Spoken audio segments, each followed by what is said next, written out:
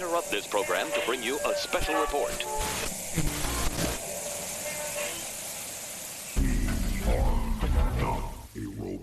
Hello, everybody. Welcome to episode 61 of Not a Robot Podcast's DC Comics review show. Yay! As always, Yay. I've still got my amazing co-host here with me, Rob. Hello, hello, hello. And Josh. Hey there, humans. This week, we will be covering many books, in particular, Nightwing number 84, Batman 113, Batman Secret Files, Miracle Molly, Catwoman number 35, Flash 774, Batman the Detective number 5, Shazam number 3, and Aquaman the Becoming number 1. Of course, make sure you stick around until the end of each episode to hear our top 3 books of the week, the biggest stinker, and to find out which titles might just make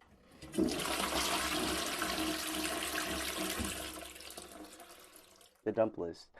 But before we get going with the show, I just want to say thank you to all of our Patreon supporters who help out with $1 or more a month. And thank you, listeners, too. Like, download, and share episodes so we get more listeners and can bring you more content. So with that out of the way, let's get into some news. Guys, what's new with you this week? I'm going to let you take the lead because I have nothing. I haven't been able to check any DC Comics news, so go ahead. I know Rob's got something he's been itching to talk about. So I've had this theory for years, and I got reminded of it this week about the old Batman and Robin movie from 1997, I think. Okay. With George Clooney, specifically the bat nipples, and I am here to defend them. To defend them? Defend them. I have a theory that is sound. There's evidence. It'd hold up in a court of law. Have you guys heard of joggers' nipples? Yes. Runner's nipples, but yeah. So that same principle. If you've never heard of it, it's this idea, or not. I don't even want to call it a phenomenon. It actually happens that runners during a marathon, by the time they make it to the end, depending on the shirt they wear, it rubs on their nipples so much that their nipples bleed. Right. Now, if you tie that into the fact that Mr. Freeze was one of the main villains throughout the entire movie, it's very cold, and when you're cold, your nipples tend to get a little erect. So when you're out all night fighting Mr. Freeze, and your nipples are rubbing on that suit, whatever it may be made of, maybe he's going to get bat nipples, and it's going to bleed, and that's very uncomfortable. The dude gets enough scrapes as it is throughout the night. You don't need bleeding nipples at that. So you make a little pocket, so they'd have somewhere to go. And they fit, and they don't bleed.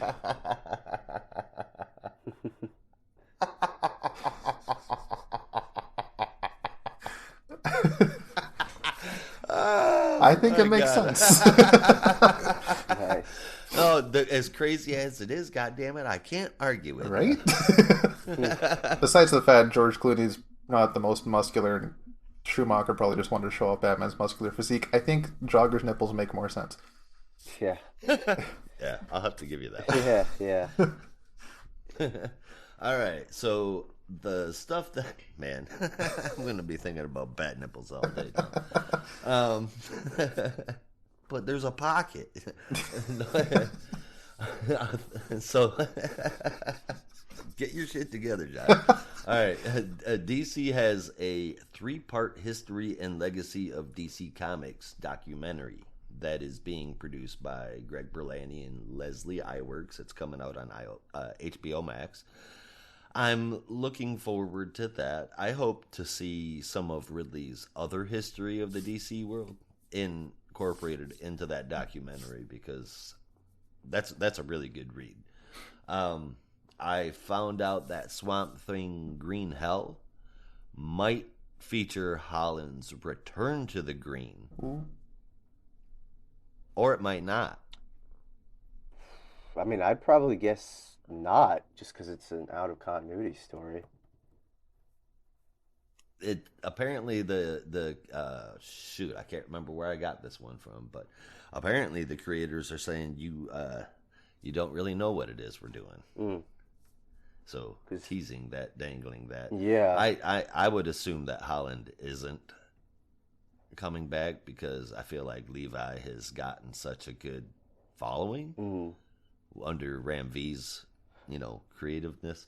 And it wouldn't really make sense because I mean, isn't this story supposed to take place like thousands of years in the future?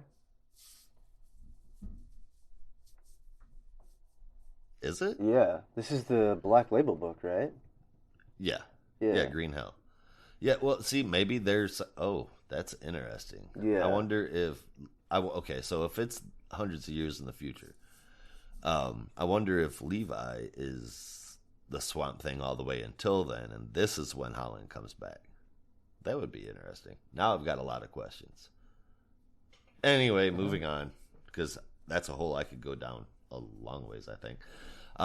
We got some DC fandom clarifications about what they are covering.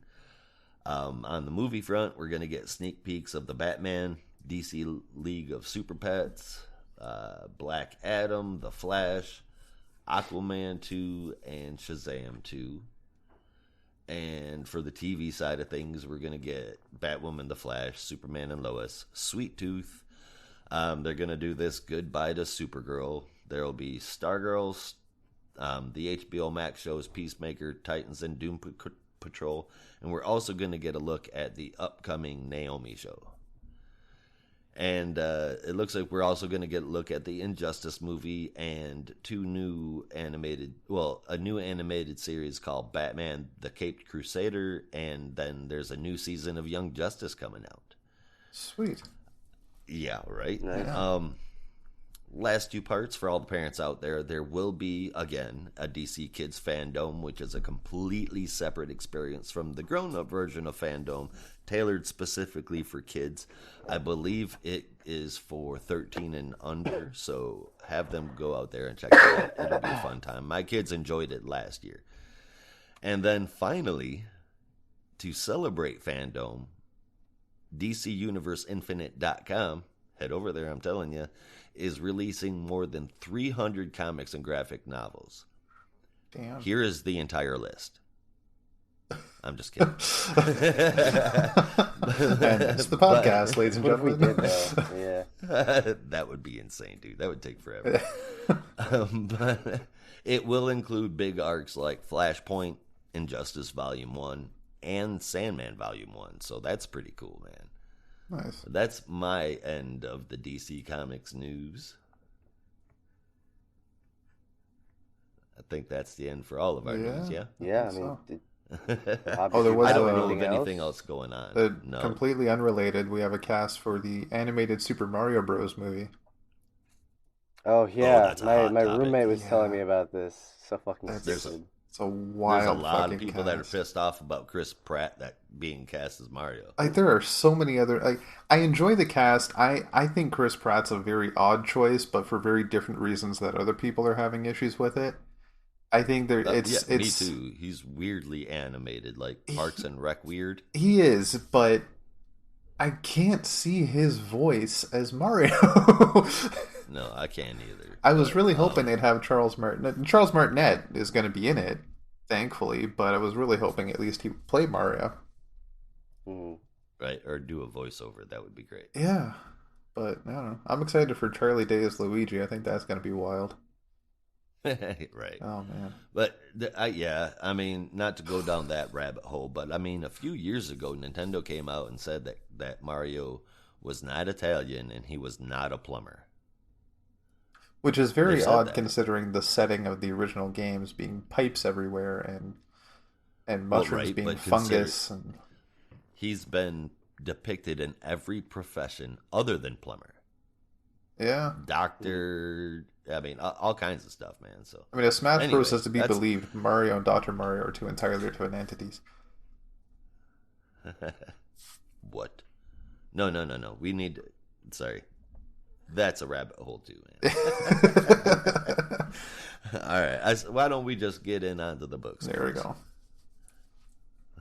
Yeah, let's do it. So kicking us off, we'll be looking at Nightwing number 84. And this was brought to us by a bit of a departure from our regular team, as they are taking a bit of a break to do a keep saying that, 3-issue tie-in arc to Fear State. But Don't worry, it seems like they're keeping the momentum going, at least for now. So this is brought to us by writer Tom Taylor with art from Robbie Rodriguez and colors by Adriano Lucas. I guess the best way to start this off is a direct quote from Nightwing, which literally says, "This is bad timing," because it Right. really deals with, at least initially, Dick trying to reconcile the fact that he has taken on a major undertaking and trying to revamp the entire city of Bloodhaven, only to have that be entirely interrupted by whatever bullshit is going on in Gotham right now. That he has to go and deal with and really pull Bruce and the rest of the Bat family's ass out of the fire. But he makes his way over to Gotham, making a brief Hey, detour. let me point out that this is also pushing Nightwing up against an idea that Pennyworth used to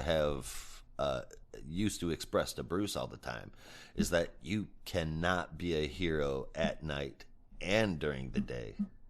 You're going to have to pick one, and I'm curious as to which way Nightwing is going to pick, because you got to sleep sometime, and if you try trust to do me, both, it'll break you. Trust me, as evidenced by like my past week, my shitty past week, I can guarantee you do not need to sleep sometimes. You can run a pure 72 hours, no sleep, just full burst, full energy. And these guys are superheroes, so they're already in better condition and physical shape than I am. So you can do whatever you need to, as long as you have the will and the drive to do it. But anyway, Nightwing is summoned back to Gotham, like the good errand boy that he is, from a mysterious encrypted message from Oracle, and that is revealed to be a deception as he arrives in Gotham City, only to be ambushed.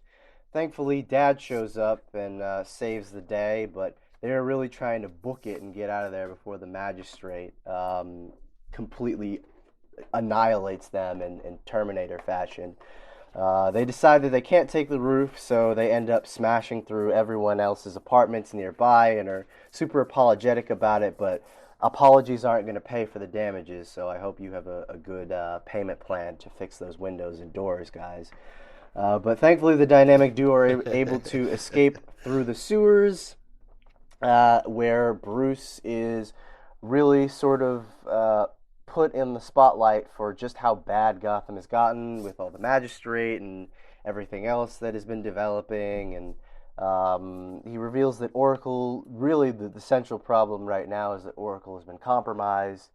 In particular, that Oracle has been sending out basically fake messages over the past 48 hours or however long it's been, and that it would be in the best interest of everyone if Dick could make his way to the clock tower and help Babs out.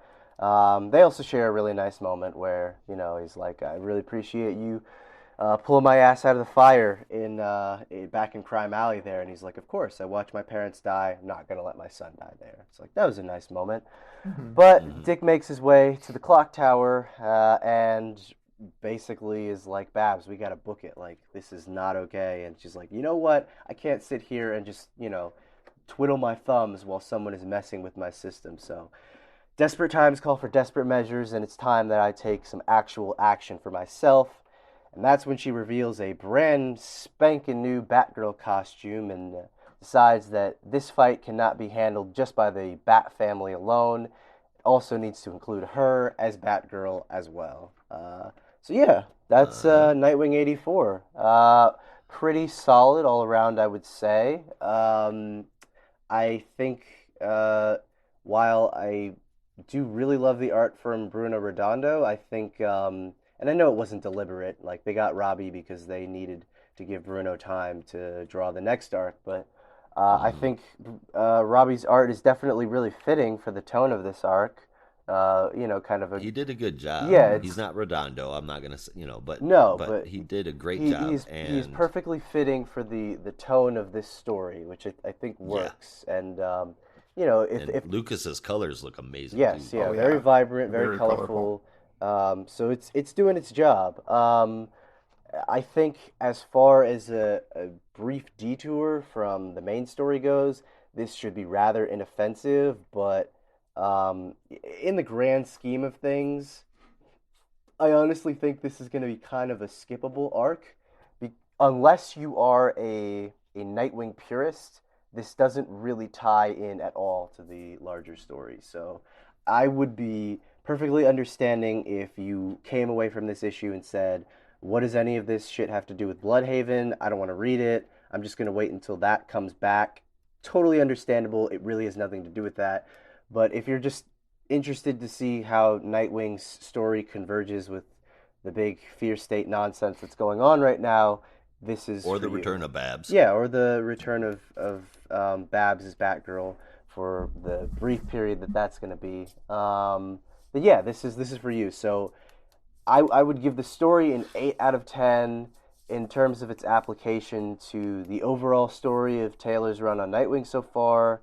I just realized I'm not going to say that anymore. I'm gonna call it Taylor and Redondo's run because I feel like I emphasize writers too much. Taylor, I think we all kind of yeah, do, Taylor, as reviewers in general. yeah, Taylor and Redondo's run on Nightwing so far. I would probably give it more of like a 7.57 out of 10 because it doesn't really have any importance to that at all. It's like you get some brief mentions in the beginning. Nightwing's like, yeah, this is a big undertaking, but I gotta go to Gotham City now. So, my score 8 out of 10, but overall score as it ties into the story probably a 7 out of 10. I get that. I totally get that. I enjoyed the hell out of it. Of course, I'm completely entrenched into all of the Gotham stories, so this ties directly into what I'm reading. And, that doesn't take away from my Nightwing title, the way that I'm reading it. So it works. I see Nightwing stretching himself a bit too thin. And I have a sneaking suspicion that Barbara may just end up in the chair again, and that's when the Batgirls becomes official. I think that would make a lot of sense. I'm not calling it 100%. I don't know, but I think that is definitely one avenue they make. It's a safe guess. Yeah. But damn that costume, dude. I love it. Yeah, it looks really good. Mm-hmm. Yep. So I had fun with this, man. I gave it an 8.25 out of 10. Nice.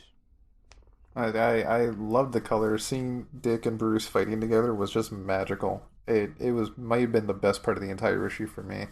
And I loved this as much as I loved the others. I know it's a very big shade different from what we've been getting with the overall story, but it still enthralled me. I gave this a 9 out of 10. I was so hooked.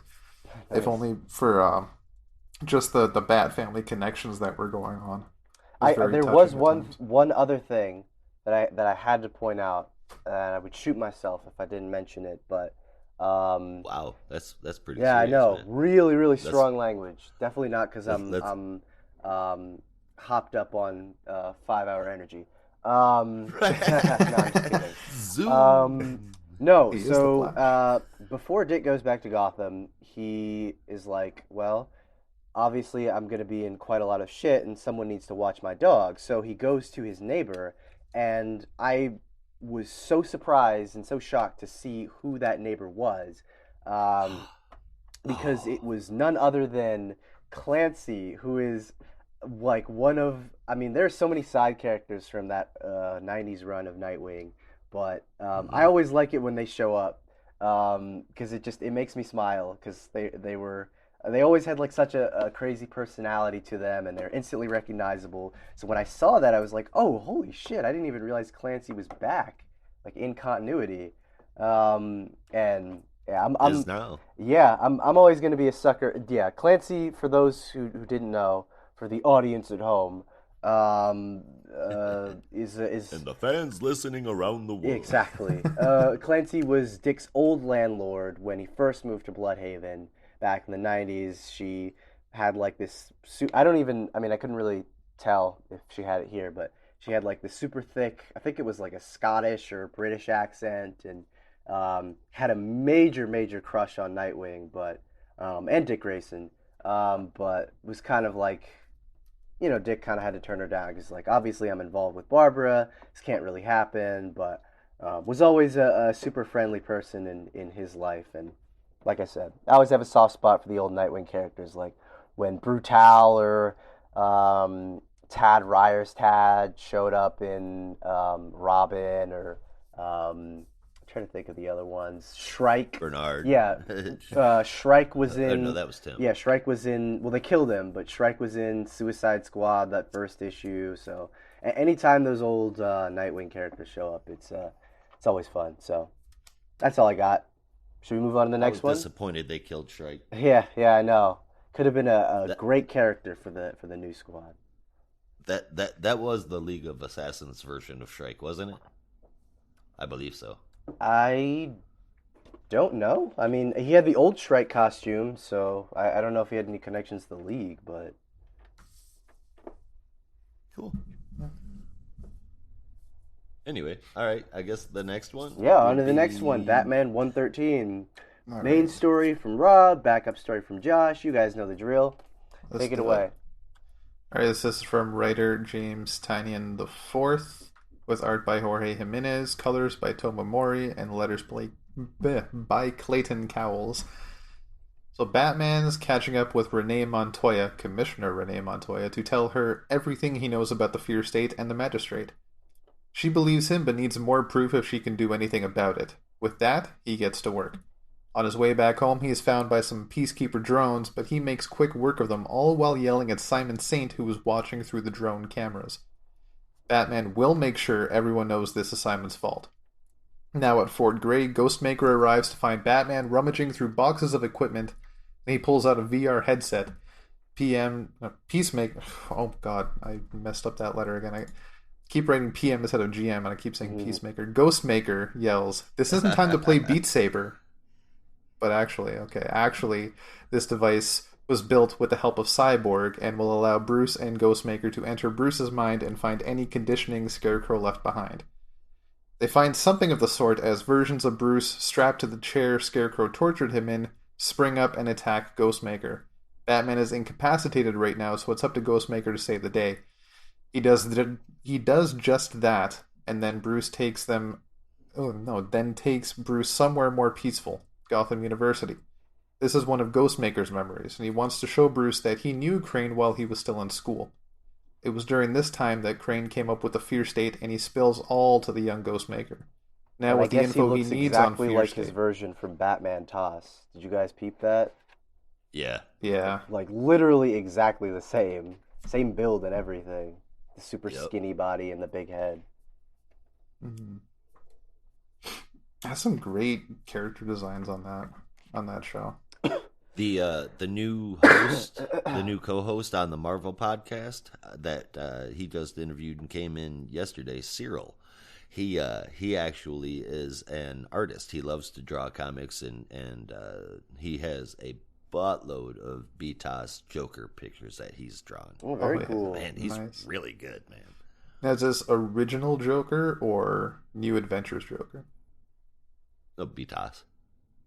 Oh, yeah, okay, is it the original animated, yeah. Yeah, like the yeah. full design The or animated the series. spooky With the weird eyes. design. Yeah. Yeah. He's actually seen both versions. Actually, he had both versions, so Okay. that's what I said. Yeah, fair enough. I enjoyed both versions, but that OG Joker design was killer. Sick. Yeah. Hell yeah. All right, so Anyway, now sorry. with the info he needs on the Fear State, Batman goes for his next mission to find Sean Mahoney. A task too late, it seems, as Sean has already killed and has been found by the new Peacekeeper X. Now, for me, this is the kind of chapter that should have opened the story. This was full of tidbits and information that brings it forward, and this gives us a bit of action involved. It shows Bruce really, really, really, really angry at Simon Saint, and that was fun to see. And just moving the story along a little bit, I think. Dude, okay. I think it looked fucking beautiful. Oh yeah. But I feel like the exact opposite to you, man. I feel like this was just an extended recap of everything that's been happening. And I think we just had that. I think I just said the same thing about a Batman book last week. Yeah, I felt kind of the same way, except I just kind of felt like a lot of the Fear State explanation was trying to give more context to everything that we already knew from the Fear State Alpha. Like, you don't... Yeah, it was just like a longer explanation and then tying Ghostmaker to exactly. it so that was someone could tell literally Batman it what's was going like on. we got the Fear State definition like in the beginning of the Fear State Alpha. We already know what it is, presumably by this point. But again, it's just like, okay, but now Ghostmaker was there also. It's like, cool. I was upset with this issue because, like I said, I feel like I said it last week as well. This feels called in, man, and that's disappointing. I did not hate this issue. I ended up giving it an 8 out of 10. It just felt more of like treading water, where it's really trying to bide its time until it gets to the actual climax of the story, where they want to be, as opposed to trying to tell it in an interesting and organic way. Like, we need to figure out a way to get from point A to point B. Why don't we just have some stuff in between? And that stuff is kind of things that we've already seen before, which is kind of feels like a waste of time. Yeah, kind of. Rob, what did you rate it? I gave the main story a 9 out of 10, if only for the colors. I thought the Yeah, lighting looks is great. phenomenal. Tomomori is such a master of color. Oh yeah, And combine that with Jimenez's pencils are it's just amazing. a big part of this book is definitely Jorge. I'm For sure. selfishly hoping that either Scott Snyder or James Tynion will leech Jorge into their Oh, respective please. imprints, Hmm. so they can just have him draw a bunch of books, because that would be Please. really awesome. Yes, the man needs more work. Yeah. Yeah. Well, I just like, I mean, I love his Batman, I do, but there's always that itch in the back of my head when there's a dynamic new artist. I'm just like, but what could you do outside of superheroes? Like Right. unrestricted, unrestrained. What if you could just, if you were given a script and it literally just said, go fucking nuts, what would you do? That would be cool. I Yeah, would love to see what he could do, man. exactly. But uh dudes, I gave this a 7.25. Like you guys said, the art is gorgeous. Jimenez and Mori are always a fantastic pair.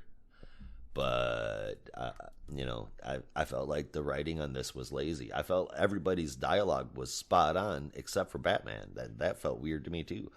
7.25 out of 10. Well, let's see if our backup is a little less disappointing. Well, Take it away. before we get into that, just a little tidbit that they had when Batman was rummaging through the box to get the VR headset. Did anybody see all the other stuff that was in there? No, I didn't even pay attention. I did not. All right, so looking at it now, I think there's something else there I can't quite see. But there's a Court of Owls mask. There is a Oh, Talon yes, mask. yes. There is And the Joker's shark gun with a really repellent. long Oh my barrel. God, that's Yeah, right. I the forgot bat about shark that. repellent's in there. The old Adam West cowl's in there. Of course. That's crazy. Yeah, I didn't even pay attention to that, man. I, So, I I, forgot I, about it. I'm like, I remember seeing that laughing, and I completely forgot about that. I love anytime the shark repellent gets brought up. It's fantastic. Hey, well, you never know when you could need it. I mean, King Shark Yeah, is out there. I'm sure exactly. that might be useful if he ever shows up. Does Right. that even work? Actually, you know I what? I feel don't. like that's a joke they should make on the Harley Quinn show. See if that would Yes, actually please. work. Yes, please. Yeah. That'll work. Now, all right. Clown Hunter is written by Brandon Thomas with art from Jason Howard and lettering by Clayton Cowles. This is a pretty quick back issue with an even quicker summarization. Clown Hunter is still under the way of Scarecrow's influence in this one, while he might be actually getting his ass handed to him by Scarecrow, or it's just another thing that he's imagining. Clown Hunter keeps having these vivid hallucinations, man. He sees more giant jokers, himself in like this Pac-Man like game, and he sees his parents. And at the end, he says, I know what's happening. No one has caught me yet. And one of the giant-ass jokers says, no, not yet. So I don't even have the slightest fucking clue what's going on anymore. I don't know what's real. I don't know what's fake. I feel like somebody dosed me with LSD for this book. The art is crazy to match that feeling. I mean, is he fighting Scarecrow? Does he really keep getting injected with something? Because you see that a couple times. I mean, I don't know. The confusion doesn't help the irrelevance of this issue, and I gave this a 6 out of 10. I loved this story. I had so much fun reading this. I like it was That figures. yeah. Well, I think because it was, I don't know, just trying to throw everything at the wall and just see how much crazy shit you could have. Ghost Maker, fuck, Clown Hunter. They all just blurred together in my mind. It's like Right. one giant All mecha of all those the new characters. Ghost Maker. James Tynion characters. If I could blob them all together, it would be um, uh, Miracle Punch Ghost Hunter. That's my new mecha character of all of these things. It also sounds like a sci-fi movie. Yeah, it does, and one I would probably see. But no, I really loved it. Like it was fast, it was cool and interesting. It was just, I mean, I think it was a cool approach to the am I losing my mind? How much crazy shit can I see all in one go? Am I still falling? What's going on? Just a lot of interesting scenarios for Clown Hunter, and I was just really into it, and Jason Howard's art is I mean, feels like he's really stretching himself to the limit and seeing how much crazy shit he himself can put on the page, and even that double page spread of him just being like a Pac-Man and trying to escape from the clowns, that was awesome. So Yeah. I think when I was high on codeine, I'd mentioned Big Girls, which is a book that Jason Howard did. I still haven't read it, but reading these backups really makes me want to check it out. So hopefully when I have some more free time, I'm actually going to get around and do that. But I don't have a problem with the way that it's written. I just don't know what the hell's going on. And on top of that, you need to I take still more don't drugs. see what in the hell. And I don't understand what take more drugs. Yes. I don't understand what it is that is going to tie this to the larger thing. What is Clown Hunter's fucking purpose? That's what I'm saying. You know, like, why is this kid still around? I mean, there could be a pivotal story around him getting, dead. But I just don't see any purpose or any way to keep him around in any meaningful fashion. And well, that's kind of why these kinds of backup stories work for me, as opposed to, I mean, I enjoyed the Nightwing issue, but it was definitely like we have to take a break from the main story to tie in with something that has nothing to do with, Dick Grayson at all, as opposed to something like this. It's short, it's only 8 pages, and it features a character that's, obviously doesn't have his own book or anything, so there's no main story to distract from. It's just like, hey, what is a ancillary supporting Gotham character doing in the midst of all this chaos? And I think for me, it just worked in that way. It's like, yeah, why not do something crazy and psychedelic? So yeah, I actually I found this to be a lot more enjoyable than the main story. I shouldn't say a lot more, but it was definitely more enjoyable than the main story. And I actually ended up giving this one an 8.75. It was just really fun. Rounding it up for the Rob, did you give your score for Clown Hunter? Not yet. No, so I was kind of in the middle with this one. Coward. I found it interesting, and the whole second chapter is like a fever dream while he's just falling the whole time is how I took it. And I think that was wild, but this is only a 3-chapter story, and if most of the story is him just falling, then how much story is there? Well, the final part of the story, as I mentioned when I was high, is just going to be him when he goes splat and dies. Yeah. And then Bruce is going to be like, no, not another one. How could this happen to me yet again? But does it really count if he's not a Robin? But it's still a kid that was running around that Bruce knew In a about. mask. Yeah, with a mask. Yeah. That he was kind of just like, I can't really do anything at this point. Might as well just let him go crazy. Yeah. I already tried to get Leslie to bring him in. I already tried to get Jason to bring him in. That didn't work, so he'll just run himself crazy until he's dead, and then I'll feel guilty about it because I let it happen because I have a guilt complex. Honestly, I could see somebody saving him, whether it be Ghostmaker or Jason, just in that last issue, and it would make sense with his arc for him to just go splat at the end. But honestly, I feel like DC is past killing kids. I don't know. Maybe I just want to see a kid go splat. Maybe that's just my own dark, twisted fantasy right now. Right. Yeah. Gonna see Bow go blam. Yeah, exactly. It's gonna be a red fucking dot on the street like the start of Watchmen. Oof. Oh no. Oh god. Yeah. Well, this was a 7.25 for me out of 10, overall I gave the book an 8.25. Damn. Right. Well, all right then. We still got a long ass ways to go before we get out of Gotham, though. Yeah. Yep, as we will be taking yet another detour, still tying into Fear State, or at least that's what the cover says, with Batman Secret Files Miracle Molly. Oh my god. How long are we going to be in Gotham? We have like Catwoman next, and then Batman the Detective. Well, I guess it's not in Gotham, but Jesus, so many Batman. So many Batmans. So many Batman. So many Bat titles. Yeah, let's get into the next one. Batman Secret Files Miracle Molly was brought to us by, well, yet another story from writer James Tynion IV, with art from the incredibly talented and very interesting choice for this book, Danny, with colors from Lee Lowridge and letters from Tom Napolitano.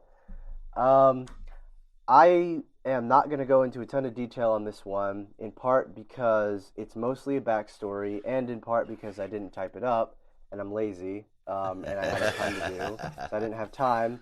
But the general gist of this story revolves around a woman named Mary Kowalski, who is in an unhappy marriage with her husband, Matsuda, her over-demanding family who decides that, or who feel that Mary should stop living in her own fantasy worlds and should just go along with the way of the world, and life is so sad and yada yada yada. And she works at a tech company called Helios that seemingly just has her being a cog in the corporate machine. That's not a pun. Get it? Because they're a tech company and they make machines. If I had my drum set here, you would hear a loud ass rim shot. But she pitches them a bunch of ideas. They say, fuck off, you're just an employee, you serve for us. Has dinner with her family, or with her boyfriend's her husband's family. Okay, brief detour, because I love going on my detours, but I know that they mentioned that the guy that she's living with, Matsuda, is her husband, but I swear, he does not feel like a husband at all. He feels like a boyfriend. Like Right. every time he came up, I kept thinking that he was her boyfriend, because there's nothing about this relationship that feels husband and wife at all. That was just the vibe that I got. Maybe that was just me, but it was like I literally forgot that they were even married until they mentioned it again. But anyway, so in the hopes that she can have some kind of promotion after a pep talk from her boyfriend, she decides to pitch a bunch of deals to Helios. They tell her, yeah, no thanks, but no thanks. She gets fired, but is duped in that they reveal that any ideas that you came up with on company time belong to us. So basically, any hopes and dreams that you had have now been taken. Haha. You should at least be happy that you got your severance package. Now, fuck off. We're going to steal everything you ever did. She tries to steal her notebook. That doesn't work. Kills her boss. Joins the Unsanity Collective. Has her mind completely erased. And begins her new life as Miracle Molly. And that's the story of Miracle Molly in a nutshell, I suppose. She had a sad life. She started a new one. There you go. I really liked the artwork, which is a great way to start your reviews. I really liked the artwork from Danny. It was really, really good. The story is kind of generic. Yeah. I'm sorry. Yeah, it's like an ordinary origin story. Yeah, it is. The only thing I can give it is that it really makes sense in a real world reaction kind of way. Yes, like I honestly, you took the words right out of my mouth. Like, yes, we have probably all been here at some point where you just feel like life is just working, and then you die, and this and that, and whatever. Don't we all wish that we could just kind of go away? But I don't know. That's not really unique. Like it to me, it felt kind of run of the mill, and for a new dynamic character, I guess I expected a little bit more. Um, it was very competent storytelling, which sounds meaner than I mean it to, but it yeah, it didn't really blow me away. The thing that blew me away the most was the layouts from Danny, which I thought were simply amazing. Especially the scene where she loses her mind, like literally, she has her mind erased, and it's just a splash page of like memories being torn out, and then a mirror that's cracking and is reconstructed into the new Miracle Molly persona. Just gorgeous, like just really great line work there. And I hope that Danny does more work in the DC universe. I absolutely think it's gorgeous stuff to look at. But in terms of the story, not much to say. So I ended up giving this one a perfectly average 7.5 out of 10 for a perfectly average person like Miss Mary Kowalski. Until she becomes Miracle Molly, I guess. Yeah, See, for me, my grading scale goes like 6 is it's just a comic book, and then Damn, anything I wasn't that below harsh. that's well, I mean that's my grading scale. 6 is just a comic book. It does and then you go up exist. from there It was or published. down. But yeah, Rob, what did you give it, man? I gave it a 7 out of 10. For me, it is an interesting origin. It's sad what happened to her, but honestly, in my opinion, not every character needs an origin story, and this is something I think we could have done without. Yep, It, I'm it right there with you. And yeah. like Brandon said, the line work is great, but for me, the colors were nearly completely off. This is boring. I'm not a fan of Miracle Molly. I don't. It's yet another character that just seems so irrelevant. I gave this a 6.75 out of 10. I think I was actually more disappointed because I thought that the unsanity, I mean, aside from a very stupid name that doesn't make sense, as I've said multiple times, unsanity and insanity are practically the same thing. Doesn't matter how you try and splice it. Prefix still has the same meaning. And I know you know this, Mr. Titan, because I believe you were an English major. Right. Sir, you know your prefixes probably better than I do. But I was disappointed because like when Miracle Molly first showed up, I had the exact same reaction you did, Josh. I was like, oh boy, another new character. What do we have this time? But I actually thought she was pretty cool. I mean, I thought her motivations were interesting, to say the Yeah, I'll least. give it that. I like the Um, character. I just don't see the reason.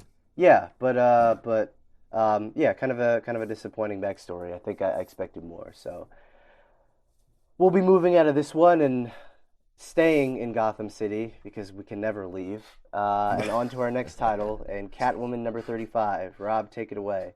It's like Hotel California. Yeah, I know. You walk in and they suck you in and you can't leave ever. No matter how much you want to. Exactly.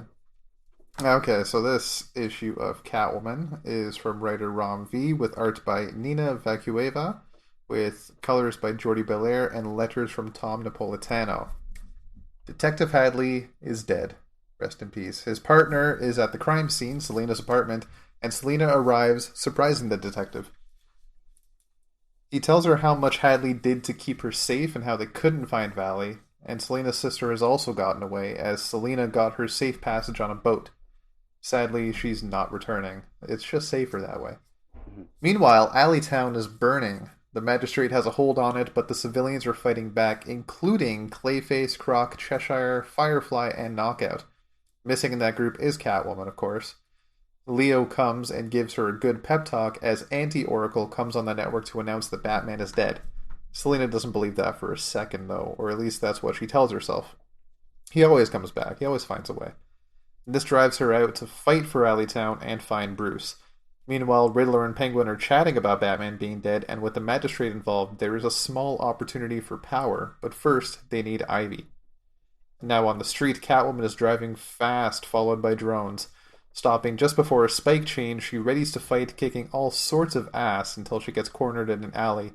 The magistrate thinks they have her, but Catwoman has backup with Leanne Harper coming to her rescue. Her code name's what, Shoes, is it? Yeah. Okay, I couldn't remember For that. now, in future state, she becomes Cheshire. There we go. I can't wait for Cheshire and Leanne to actually just meet up. Unless they already have and I forgot. I don't believe they have, but Yeah, it's going to be a very awkward family reunion. it would be. You're alive? You're alive? What? How is Where's any of this Ryan? possible? It's like that Minds it's like that blown. panel in Grayson that I love where it's like Dick and Damien, it's a splash page. It's like Dick and Damien both pointing at each other because they both thought they were dead and it's just like, "You're alive? What the hell?" uh, okay, so Leanne shows Selena a device she's found that's driving out a signal. That signal is communication from the real Oracle. Oracle assures that Batman is not dead and there is still hope. Help is on the way to Alleytown in the form of Harley and the gardener. So I got one thing to say. Damn it, Hadley. You saved a life, but you lost your own. I thought you were a great character for the short time I knew you. It's a damn shame, but here we are. It's comic books. People will die. Now, I will say also, Brendan called it. Fear State seems like a big interruption. It's a shame we're not going to get more of the Father Valley story right now, but we'll see how it goes. At least this one seems like it's tying in a lot more than Nightwing is. Yeah, I I mean, hope. we could have them both going on at the same fucking time too. We don't know that really. Yeah. Yeah, well, I hope they find a way to bring it back in before Rom has to leave the book. Yeah, yeah, me too. I'm sure he's got that taken care of. At least I really hope so. Yeah. At least from the cover art we saw, it looks like he's going to be able to tie up his story nicely. Yeah, it does. It does give that impression. And I think that this transition into Fear State happened pretty smoothly, dudes. Even if all that really happened in here, with the exception of Selena's sister leaving, apparently for good, which makes sense because there wouldn't be much room for her in Fear State. I mean, it's just the transition into it. It is kind of a filler, but it was done really good. I love the art. The colors are real good. I've liked previous art in this issue better, but this is good, man, and I liked it. 7.75 out of 10. Yeah. Yeah, it's an 8.5 for me. The only other thought I had is, you know what the least safe place for a person in a wheelchair is? It's a boat. If that boat tips over, Oof, they can't really do much to game swim. over. That's yeah. I think any other form of transportation might be a little bit safer. Nice. I unfortunately don't have a ton to say on this one. Not because it was bad. I kind of had to.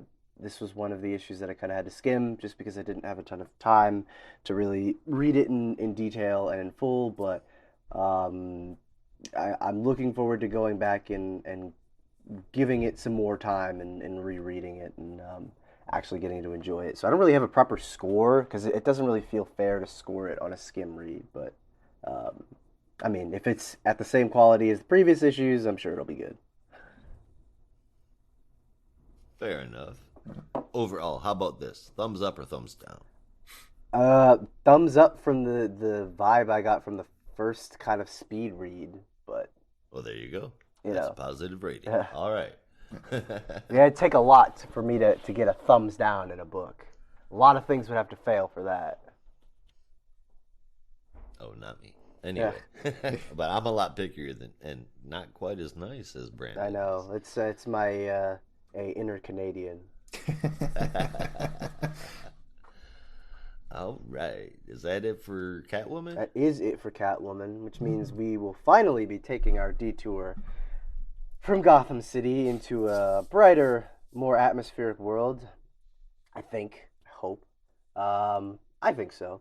In Flash 774, featuring a very lovely daddy-daughter story. I'm not a father, but I'm sure that lots of parents would relate to this issue. So, Josh, I'll let you. Actually, yeah, Josh, as our resident father here, I'll let you take it away. And I will do that right after this commercial break. All right. We will be back in a flash. Zoom, But where's my rim shot? Yeah. After these messages, we'll be right back. Now, back to our program. All right, and we're going to be taking care of the Flash 774 now. Jeremy Adams as writer with Christian, I can never figure out how to say this last name, Duce, and Hi-Fi on art. Good to see him back at DC, by the way, and lettering from Steve Wands. So this issue stumbles into the origin story of a guy named Dr. Nightmare. We never find out his real name. He can create dreams and nightmares and control them, and he is on his way to attack Terrifitek, who I'm assuming either fired him or wouldn't hire him. We're not told again. Anyway, he's going to use monster nightmares to show Terrifitek who's boss. Okie dokes. Meanwhile, Wally and Irie are going to have a date at a daddy-daughter dance. I'm still recording, but And as one might imagine, their plans are interrupted How when was the Irie hackathon? sees the nightmares headed toward where her daddy Yeah, I works. She wants to figured. do I got something because scared. her I dad's a was like, hero is he and she's coming supposed to back? be in training. so basically Damn it. So that's a recurring theme in that book, and Wally finally relents. Take it from a parent, we really hate it when our kids throw our logic back in our faces. But they're able to take down Dr. Nightmare because of Irie's idea of stealing the helmet that helped Dr. Nightmare use and create those nightmares. How do you think it so went? she used that helmet to create dreams to beat up. All right. Cool concept, man. After everything is said and done, Alright, they miss show it the to me dance, later. but Wally and Irie But respect, whisk good away job. to the I Eiffel figured you Tower must have to been have grinding pretty one hard. dance, just one, before they go home. Yeah. And that's the end of the Nice. story, except while they're in Paris, a gigantic glaive, which is a regular length, single-edged, regular sword, but it's mounted on the end of a staff. It's plummeting to big red Coast City, hacks. wrapped in fire, and then it hits Coast City, and one piece of text in a caption box says, "The mysterious glaive has reached its destination, and now its evil work can begin." Bum, bum, bum. Right? And then it says, next up, Flash versus a lot of bad guys. It literally says that. So, Duce knocked it out of the park here with Hi-Fi, of course, but it was an unnecessary issue. That said, it was a super fun one. I can't even really call this a setup issue because it's one page that's not really related to anything else in the book, but it's a good, happy book for Wally to be in. And I honestly am trying to think that I saw of the last time I saw a book like that, and I can't remember the last time I saw a book where Wally was happy without being in complete and utter torment by the end of the book. So I'm completely cool with it, and I liked it, man. I gave this one an 8.5 out of 10. Yeah, I loved this one. This era of Flash so far is a good one. It's a very cute story. It even made me tear up a little during those really cute moments between Wally and Irie of him just seeing his little girl grow up in front of him. It was beautiful, and yeah, this wasn't part of a larger story. This was just a one-off issue, and honestly, these days one-off issues are hit or miss, but this one was a big hit for me. I thought it was colorful, it was interesting, it was fun, and it's, like you said, it's that hopeful, fun Wally that we all missed for the past 12 years. This is an 8.75 for me. I want more of this. Yeah, I really dug it. It was a really cute issue, and it makes me wish that they could do a Flash and Impulse book, kind of like they had a little while back when Bart Allen was first introduced, and they almost like teased it a little bit when they did that Flash Rebirth story in '09, where they're like, now that Irie is the new Impulse and Bart is Kid Flash, maybe we could do another like daddy-daughter Flash and Impulse book. And I hope they could do something Flash like that. family book. Yeah, I hope they could do And something we could like have all kinds of them showing up for story arcs. that. Yeah, it would just There's be at least a solid year. a really great, father-daughter family story. So I had a lot of fun. That's pretty much it. So I ended up giving this one 8.25 out of 10. Just really solid. Obviously, it's not the most important Sweet. thing or anything, but it's just really fun. And Wally didn't freak out the whole time. No, he was did totally not. Fine. Except no torment. the fact that his daughter is growing up, but that's natural, I suppose. Trust me, that's a very, very real freak out. Yeah, that's natural, I'm guessing. You guys looked and saw cute daddy-daughter moments. Oh, and God. I saw mouthy-ass teenagers. Josh saw reality. Josh was like, "Oh, I know your pain, brother, because I've lived through it." For real. All right, There's no magic involved in yeah. being a parent. Yeah, on to our next issue, which is the penultimate issue of this 4-issue miniseries, which is Shazam number 3. Brought to us by Tim Sheridan, art from Clayton Henry, colors from Marcelo Maiolo, and letters from Rob Lee. Billy and Dane are still fighting in hell, I believe. It's still hell, but are able to escape the rather violent actions of Sulabak, only to find themselves in yet another shitty situation as they have to deal with another Lord of Darkness, Neron, the disgusting blonde-haired prince himself, who decides that he is going to help the two out for a little bit of a price as they are navigating their way through a labyrinth. But it's, of course, only a matter of time before Neron actually betrays them and lashes out towards Dane. But thankfully, they are saved by the not-so-divine intervention of Raven, who is able to shut Neron down and save Billy and Dane, hopefully to get Billy's powers back and lead him to the Rock of Eternity. But it seems that the surprises do not end for Billy as he finally finds his way to the Rock, entering, hoping to find the wizard, and only finding a very young and very innocent-looking Black Adam who is somehow there and decides that he and Billy need to catch up a little bit before he can get his powers back. I have no idea what's going on. That was fun. I was thinking the same thing, especially with the ending, man. What the hell is going on? I have no idea what the hell is happening. I thought Black Adam was in Justice League. I don't know why you're here and young and teen. And I thought the stuff with like Neron was really cool, but I have no idea how this miniseries is gonna end, and it's kind of throwing me off a little. Are they trying to tie in with the Black Adam future state stuff, or is this? To me, is it's Billy going to be become tying the right wizard, into the whole or? future state storyline of Shazam, because in that future state storyline, Billy and Shazam were separated. Right, but this seems to imply that, I don't know. I was getting the impression that the wizard isn't going to be there. My guess for how it's going to end, and I have no real idea, but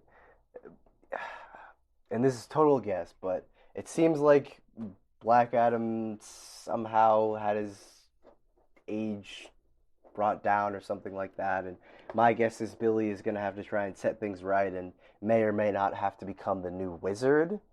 It's a possibility. I mean, I don't even know what's going on with the wizard. That's possible. Last I remember, he was that's dead. For that reason, I'm hooked. It's just there's so much going on, and I always like Shazam. I mean, how the hell could you not like Shazam? Yeah. And so I'm really interested to see where this is going, because there are a lot of possibilities. It looks fucking gorgeous while we're going through it.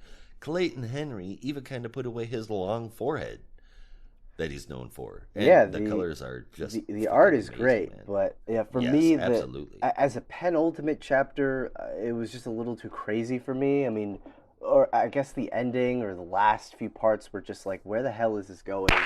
And it just left me kind of there's cold. going to have to be a lot of quick resolution. Yeah, and I'm hoping it's not rushed. So I ended up giving this one a 7.5 out of 10 because I thought the series was solid so far, but this is just kind of a weird way to have your penultimate chapter. It feels like you could have tried to, I don't know, make it a little bit more cohesive. Just for me, at least. Overall, I gave it an 8 out of 10. Yeah, I can agree that it's been crazy, and for me, sometimes those books are the best books. And for me, it's been crazy the whole series, and that's what's drawn me into it. They're in a casino in hell, and Billy's like dating or being cutesy with a daughter of a demon lord, and it's just going all sorts of places you don't expect, and I'm loving that. And this Adam reveal is right up that alley. I did think it was very funny to hear Dane use the word macking because that does not sound like something a teenager would say at all. That sounded. I think old Tim Sheridan was showing his age there a little bit. Hey, man, come on now. Just saying. We're pretty damn close to the same age. Yeah. That's why I was like, Billy. Anyway. Billy's just like, what? What did you say? She's acting? What is that? What are you, 90? No, I'm just kidding. Like Hey, he now. might be like he's the Dane's the son of a demon lord himself, and Yeah. Yeah, maybe anti-angel or whatever. Who knows how old he is? Caught up on TeenSpeak since like 1995. So this is an 8.75 for me. I can't wait to see how this ends. This has been wild. Right on. Before we move on to the next one, man, I want to say that I love Rachel's hair. Yeah. It looks awesome. It does I'm look just awesome. saying that. Anyway. I guess the next one up is Batman the Detective number 5. It is. Reviewed by me. Written by Tom Taylor with art from Andy Kubert, Sandra Hope, and Brad Peterson, and Clem Robbins on lettering. All wrapped in a pretty cool cover by Kubert and Anderson, man. I like the way the motion is in there. The creepy Squire face in the background up in that like window thing, that was a bit unsettling. But anyway, we're in the Batcave to start out, and Batman is talking to people ranging from heads of state to hired mercenaries to organize a strike against and gain the cooperation of those people so he can do what needs to be done. He shares a list of everyone Batman has ever saved so that they can find a way to warn or protect those people. Turns out that there's a private party happening in Brussels at the convention center, and everyone on the invite list is also on Batman's saved list. And now there's 37 hostages. Batman goes in before the police even try to do anything, following Batman's orders. And Batman crashes into the middle of the room, and it's not just the White Knights, but their leader Equilibrium as well. Hand to hand, Batman notices her fighting styles and where she learned them. It makes her pretty damn formidable. Batman calls out to Oracle over comms, and in comes Batman's armored APC, so that that just so happened to be stored and stationed in Brussels. Fun times. But he has Squire load up all the hostages into the APC while he focuses on Equilibrium and this really big dude. Batman realizes he can't beat him alone, but thankfully Squire is there. By the time they put him down, Equilibrium is nowhere to be found. So he deploys tear gas and is the only one that can see, and he knocks the rest of the White Knights out around until the cops start taking them away in handcuffs. Bruce meets up with thought he was dead Ducard afterward, and he tells Equilibrium's real name, Charlotte Le Cerf. He knows that because Ducard trained her. Earlier, he said that Bruce was one of the 2 best fighters he had ever trained, and Equilibrium, surprise, surprise, is the other one. So he drops her backstory here as well. She killed, but only took jobs that would make the world a better place. Then she quit to have a family. Turns out that Batman helped Knight and Squire save someone that later went on to kill that family, her family, via drunk driving. She snapped immediately after the crash, and you can tell she snapped because she snapped the neck of a bystander that asked if she was all right immediately after the crash. Ducard said she looked for something to point her crazy at and found Batman. That's when Bruce realizes that he once saved all of London, so him and Ducard need to stop her from trying to kill an entire city. This was a superbly drawn issue. I loved every single panel, and man, that last one, the last issue in this book really wasn't much for me, but this one is fantastic. I had to give this one a 9 out of 10. Yeah, I'm excited for this final battle that's coming. 2 expertly trained fighters going at it. It's something we've seen with Batman before, but this has such a personal stake in it. I'm excited for the last issue, but be honest with you, I don't know how excited I am about the book as a whole anymore. It's good. It's just not the exciting story I thought it would be. It's awkward to say. I don't even know exactly how to put it in words. It just doesn't feel the same as it did in the first issue. But I'm very excited to see how it's going to end. But I think we can all understand that Batman will probably take down Equilibrium, maybe at the cost of his own life, because this is an older Bruce Wayne. So who knows?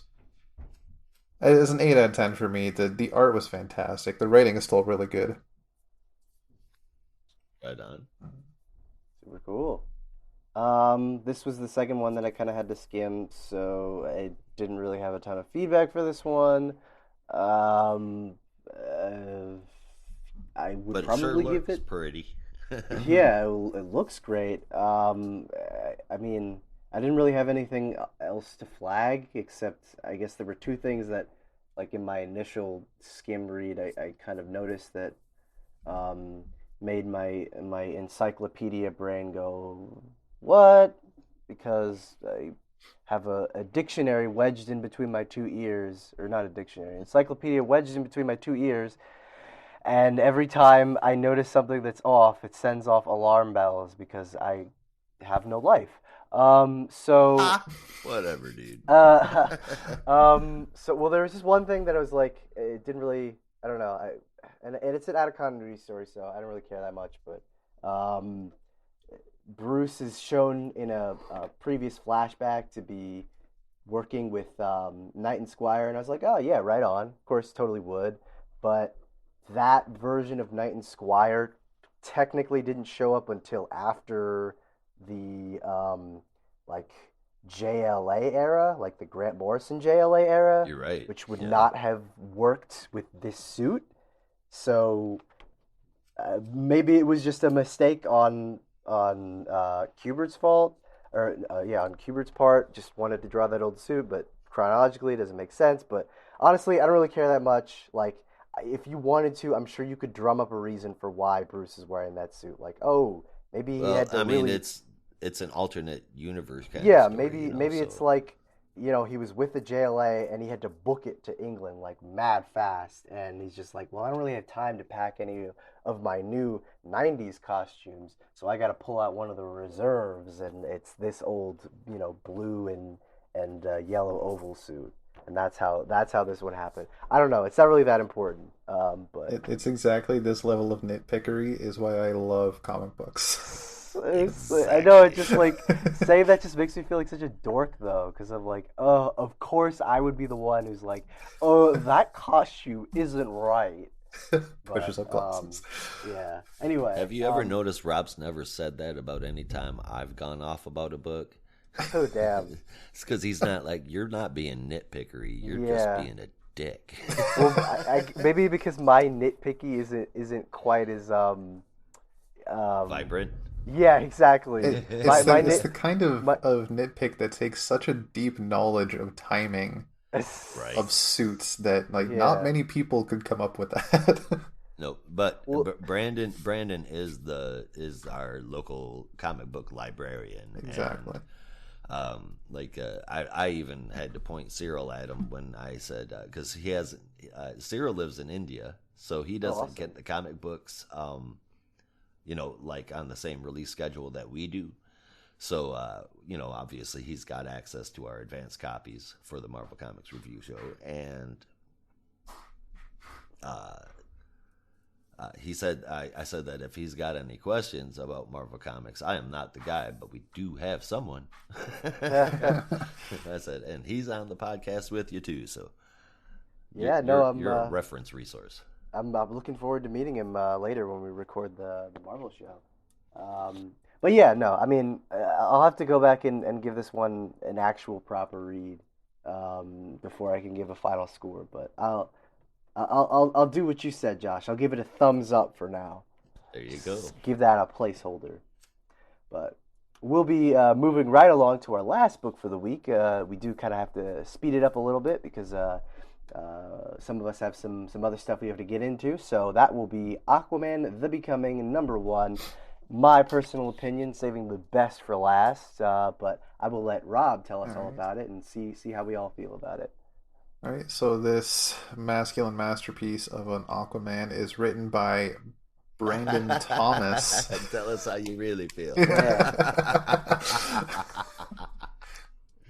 It's a conversation maybe best saved for the Pride podcast, but my goodness. So this is from writer Brandon Thomas with art by Diego Orlotegui. I hope I pronounced that right. With inks from Wade von Graubadger, colors by Adriano Lucas, and letters from And World Design. So Jackson is on Apocalypse, and the League is down for the count. Arthur gives him a tip to get back home, and he goes for the play, swimming through acid to find a mother box. Just before he reaches it, the simulation ends. Turns out Arthur's invested in VR for Atlantis through Batman. But let's face it, Batman just plagiarized it from a cyborg. Yeah, Arthur... definitely did. Yeah. Arthur needs to head to Mars to meet Frankenstein. I really want to read that story.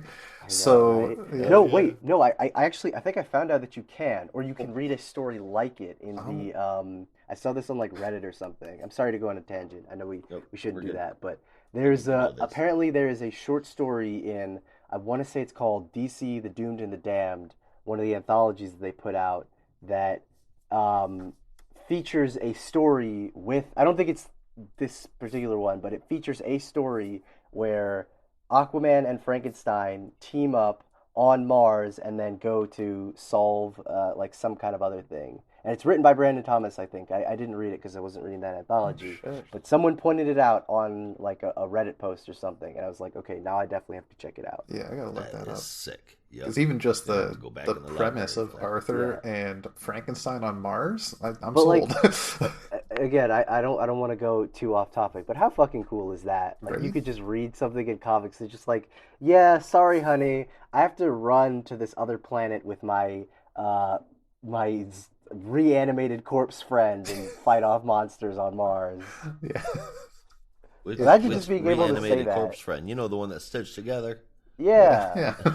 Oh, Frankie. Yeah, go ahead. Yeah, All right, I know, I'll I know, see you Frank. back in time for dinner. Yeah, Yeah. like just imagine turning to your significant other and just being like, "Yeah, I have to fight monsters with Superman and a cloud nebula. See ya." Fun times. Just wild. Anyway, sorry. What a world we live in. Yeah. So there's a story to read. If you can find it, let's do it. So the pair split, with Jackson meeting his mom for breakfast. He has his own plans, a little less exciting. After arriving in Amnesty Bay, we see he's the local hero. Everybody knows and loves him. He goes to meet his mom, but is taken away or at least his breath is taken away by the new waiter that recently moved to town. He stumbles over his words and fumbles out an order, embarrassing himself. And breakfast is cut short, it seems, as police cars race past, so Jackson heads off to save the day. Now his mother is left to question the waiter and what he wants with her son. The timing seems a little suspicious for her. Jackson arrives at the scene to find the human flying fish has taken hostages, as not a scene you'd ever expect to see. Jackson takes him out swiftly, and after a video call with some Titans, he heads back to Atlantis for more VR training. But before he can begin, he's ambushed by an Atlantean soldier, or at least what looks like an Atlantean soldier. After a small tuffle, the soldier blows a hole in the wall, and after the blast clears, Jackson is surrounded by Atlantean guards who claim he committed terrorist acts in Atlantis. Jackson Well, is... that's not true. Jackson wouldn't do that. He would never do that. He's such a sweet boy. I know. He's living the all-American life right now. Everybody Yeah. loves him. He's a cute boy who likes him. He hangs out with the Titans. He You know? gets breakfast with his mom. His life is like perfect. Yeah. Right? It's a very colorful and fun life, just like the book. The art was beautiful. Yeah. And that cover, oh my god, that cover. Yeah, that's pretty good. It was I don't remember I feel who like did I've been the art on looking at that it one, for but so long now that I forgot to even think about it. yeah, it's just beautifully drawn. The colors, I could go on about the colors on the cover and in the book. It's just beautiful to look at, and the story is so much fun. It's interesting. Yeah, Brandon Thomas has hit it out of the park. This is an 8.75 for me. I'm excited to see where this goes. Also got an 8.75 for me. Easily my favorite issue for this week. I think I had a lot more fun with it than I was expecting to, because I was kind of just like, Aquaman becoming story might be interesting, but I didn't have like super high hopes for it. But I think I was just really blown away by like the fun, almost like YA kind of setup where it's like, he's starting his life, starting his life in a very similar way, but is trying to work towards something more, and it's just a lot of fun. And like it's only 6 issues, but I'm really looking forward to seeing what the next 5 have in store. And art is great. Like Rob pretty much said everything I wanted to say about the colors, so. I won't say it for the sake of sounding redundant, but just take a look at it. It's great, and I love this relationship that Arthur and Jackson have. It's just really genuine and really honest, and nice to see that Arthur is still a good mentor even after everything that happened with Garth and that whole nonsense. Yep. So yeah. I will mirror what you guys said about the art. Of course, it's really good cover to cover. I'll say Jackson's becoming doesn't exactly start off good, and that he is one of the biggest dorks I've ever seen when it comes to talking to someone he thinks is good looking. We've all been there though. Yeah. And the biggest part, besides the art and like starting this arc off, is that I'm super curious about who's in the suit. Is it just a regular Atlantean soldier? Because it does look Atlantean. Or is it maybe Orm? But I feel like if this is supposed to be Jackson's book, is probably not one that they're going to get water from. You know what I mean? So, I hate to say this, but what about, could you guys see Garth being there? I hope it's not Garth. And being upset that Jackson is in the role that he has, that he is in now. I'm with Brandon. I kind of hope it's not Garth, because I feel like he's got his own story. That's why I said I hate to say it. Yeah, well, I think it's probably, I'm guessing it's going to be some outside figure, because it seemed to imply a lot that, your potential is being wasted on the surface, you need to be down here, but in what capacity, we don't really know yet. But I don't feel like that would be Garth's motivations, because, he's, had his problems with the surface world, but he's never been someone who would try and take someone from the surface world. Honestly, I feel like with Garth kind of popping up for a little bit in JLD, I feel like a better use for him would be to have him join that team and then, let kind of Jackson stretch his legs and have his own story. But I do hope that Garth shows up in this book and maybe in some other way, because I feel like they never really, they like briefly hinted at a moment where Garth was going to train Jackson, and then they just kind of forgot about it because the run on Teen Titans got pivoted. But I hope they can come back to that. That was like a really cool thing that they never really got to do. Yeah. Well, fair enough. Yeah. And Garth is it's also a really bad good with story. women too. It's super nice to look at, man. I was going to say Garth is also bad with women too, so maybe they can just both be terrible at flirting together. Perhaps. All right, I gave it this one an 8.5 out of 10. I really liked it. It's great to look at while you're reading it. Super cool.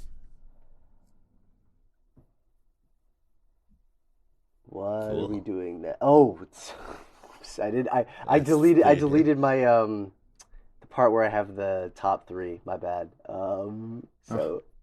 Oops. Yeah. All right. Well, with all of our reviews out of the way, let's get into our favorite part of the week, and that is our top 3 books of the week and a standout moment if you have one. So, Rob, I'll let you start us off. And all right. So my top 3, starting at number 3, is Aquaman: The Becoming. Like I just said, beautiful to look at in more ways than one. It's a fun opening chapter. I'm excited to see where it goes. If this leads to Jackson, as they tease, becoming Aquaman, I'm excited to see what happens with Arthur after that. So there's so much potential with this book. It's going to be good. Number 2, I have Nightwing. I really enjoyed this chapter. It was The artwork was wonderful, still very colorful, even without the regular artist, and keeps that same Nightwing touch of just magical fun. And number one, I had Flash, was such a touching story, also very colorful, great to look at, wonderful to read. And my best moment is actually from The Flash, is Wally singing Irie to sleep, was so sweet. Very cute. Very touching. I couldn't stop thinking about that moment. It was very nice. All right, Josh, what about you, man? My top three are going to be in number three, The Flash. It was not an important story, but at least we got an issue of Wally not being tormented. That looked really good to read. Number two, I put with Aquaman the Becoming. Great issue, fantastic issue. Super curious about where this is going to go in the book. And I gave number one to Batman the Detective. I just felt like it was the best issue this week overall. My favorite moment comes from that book. Or wait, we didn't do favorite moments yet, did we? I did. Okay, Rob did. Yeah. All right, okay. Then my favorite moment is Bruce asks Ducard. He says to him, "You were shot 3 times. How are you here?" And Ducard answers, "With a fine balance of painkillers and denial." That shit was hilarious. That was good. All right. My top three were Batman at number 3, Nightwing at number 2, and Aquaman the Becoming at number 1. That one really I think I was just so surprised with how it blew me away. Both artistically and story-wise, just a great setup. Really looking forward to what comes next. But my favorite moment has to go to, and I wanted to pick something from Nightwing. Honest, I did, but I had to give it to that double-page spread of Clown Hunter in the Pac-Man game and the backup story, because that was just so cool. It was so it was so unexpected. Yeah. Like I So, flipped like, through the what? book. I turned the page. I looked at it. I was like, "What the fuck?" It's like, I turned the what the page. hell just I happened? continued reading for a couple more for like another page, and then I had to turn back and go, "What the fuck? Yeah. what am I looking at?" I was like, "Oh, this dude is just Well, it straight was tripping just like- this entire panel." I could hear like the effects and like the Pac-Man theme in the background, and so it just so worked for me. Yeah, exactly. Yeah. Because like he's even like running towards the dot. It was just really clever, and I really liked it. Well, that was a lot of fun, but now we have to move on to something a little less fun, a little more stinky, a little more gross. It's time for the worst part of the week, the smelliest part of the week. It is none other than Oh, that's nasty. Gentlemen, which title made your stink list for this week? Okay, I want to say we all had the same one, but I honestly don't know. For me, it's a Miracle Molly. It was an interesting story. The art was nice, but it was just so unnecessary. Yeah, no, mine was probably Miracle Molly, which I almost don't want to put it there just because I really did love the art, but Yeah. it's just such a lackluster origin story. I can't really put it anywhere else. Well, this is probably going to surprise somebody, probably more than one. But I thought I had 2 that were tied for my stink You list. can't right? do ties. And I'm not gonna do ties. I'm not gonna do ties. But I did have 2 that were tied for the stink list, and both of them did have fantastic, amazing art in it. This has got nothing to do with the art. There were 2 that were down low enough to be tied for that stinkery. One was Miracle Molly, but I didn't choose that because, I mean, it's going to get a low grade anyway because it's a side story and because I tend to rate those a little lower. So I kind of expected that to be on the stink list. But since I did have one that I expect so much more out of that had the same grade,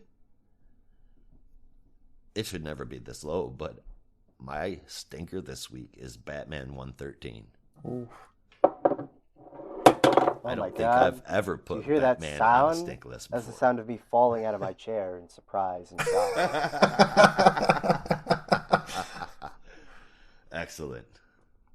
Yeah, no, not really, man. Not for a Batman comic book. I shouldn't have to put a Batman comic book on the stink list, so fix it. No, that's hey. Some weeks are just like that. Sometimes it resonates differently, and just have to hope that next month will be better. Or I guess 2 weeks from now will be better because it's a double shipping book. It sounds like we don't have any to put on the dump list. I mean, the Secret Files is really. a series. Like they're gonna keep doing more of the Secret Files. I think they have the Peacekeeper one coming out, the Gardener one coming out. So I mean, wait, the last which Peacekeeper is it? Sean Mahoney? Yeah, Peacekeeper one. Though sounds like the last two have been kind of disappointing. Are we trending more towards putting just all the Secret Files ones on the dump list, or should we give it one more chance? I definitely want to say give the Gardener one a chance because that seems, at least for me, it's a brand new character. I think it's a brand new character, so that would be a bit more interesting. Yeah, I do love the attention that they are giving to these side characters, and some of the issues have been pretty good. The last two have sucked. I would say, why don't we convene ahead of time every week and figure out if we're going to put that particular issue on the dump list or not? Yeah, I think that's a good idea. Like when that issue finally comes out, we'll all read it beforehand and basically just be like, all right, is this worth covering, or are we just going to leave it by the wayside? So sounds good to me. Are we going to flush it? Yeah, exactly. Yeah, I mean, like I said, we don't have anything else we want to put on the dump list from this week. And it sounds like, I mean, I don't get the impression that you guys want to take anything off the dump list. Not this week. All right, well. Not yeah, this week. With that out of the way, that is the end of our show, everyone. We hope you had fun. We definitely did. Come back next week for more DC Comics talk when we will be reviewing Detective Comics 1043, Action Comics 1035, Robin number 6, Blue and Gold number 3, Deathstroke Incorporated number 1, a brand spanking new series, and Mr. Miracle, The Source of Freedom number 5. We'll be here talking comics, and we hope you'll stop by. Remember to go to notarobotpodcast.com for all of our episodes and our other shows with all sorts of people. But with that, there is only one way that we say goodbye around here. Until next time, be good to each other. And don't be a robot.